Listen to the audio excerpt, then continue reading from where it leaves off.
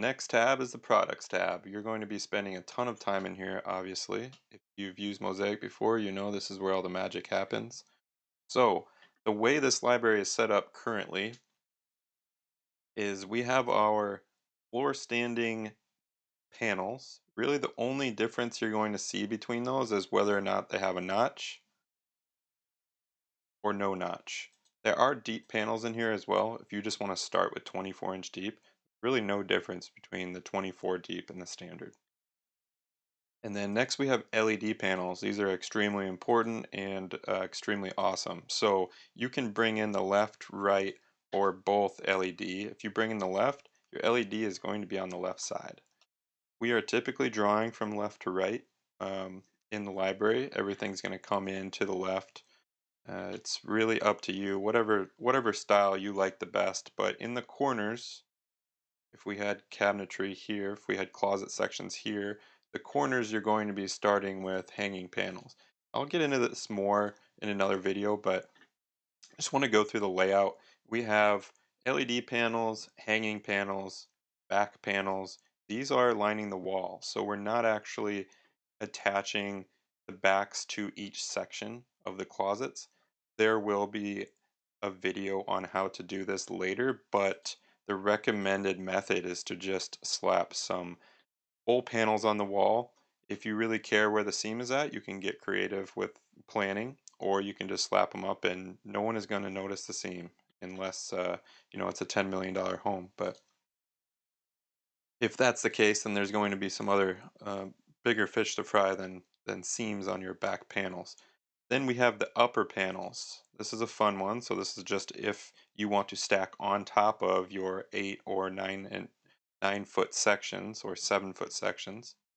We have countertops. There's just a single countertop in here, very standard. And then we have all of our closet sections. So there's a ton of material in here. We have 84s and 96s. I am actually about to add 87s and 108s. So if you're watching this and you don't see those in there, then you should send me an email because you might be a little behind on your version. Anyways, the next thing is hutch sections. And we have 36-inch island sections. So hutch sections, not too expansive at the moment, but this is really all you need. You're not going to need too much in the hutch sections. And we will rely on our favorites tab to kind of save those configurations so you don't have to work so hard when you're building out rooms. And for the 36 island sections, it's basically parsed out into the different sections. You'll want to watch the island video to tackle these things. Not hard, but it does require a little visual help. Corner sections.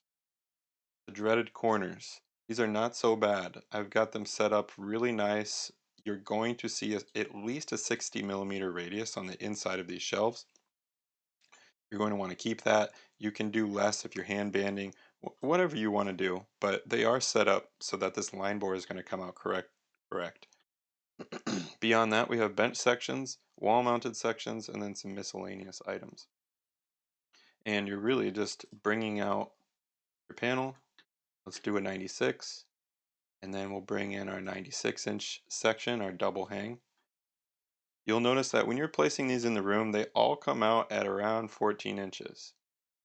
This is the 32 millimeter increment of 14 inches. This is going to be your bread and butter. We're going to bring in another floor standing. If you're ever changing depths, that's the only time you're going to see two panels up next to each other. So you could bring out a 24 if you wanted to butt this out. Realistically, you'd probably go with the 20. So if you want to change the depth of these sections, no big deal. We'll put in 20 and it's going to bring us to around 19. It will always round down to the nearest increment. And the increments that it's actually looking at, if we go up to libraries and products, you have modular sizing here. These are all the modular sizes in the library. So you have fixed face heights. Those are there for a reason, very important. And then you also have modular depths. Modular widths are not in there. They're extremely annoying. You don't want to deal with that. Just know that 6-inch increments are very common. So you'll see 18, 24, 30, 36 very often. And if you're deviating from that, it's probably because the wall size is not allowing you for that exact 6-inch increment. Other than that, as far as the products tab go, we do have job parms, obviously. There are some other job parms in here, and there's even some custom parameters. So this one custom parameter here, well, there's three. All it's doing is making so that your top, bottom, and fixed shelves are all set back in an opening 1 millimeter. And that's because sometimes line boring is off just a tiny bit, maybe because of your drill block or your spindle alignment or something. Something with the cams, it could be anything really, but we do not want to rely on this position to flush out. So we're always setting it back a little bit in the opening so that when we're trying to flush things out, we're never proud. Because if we're proud with these sections, it's going to cause problems.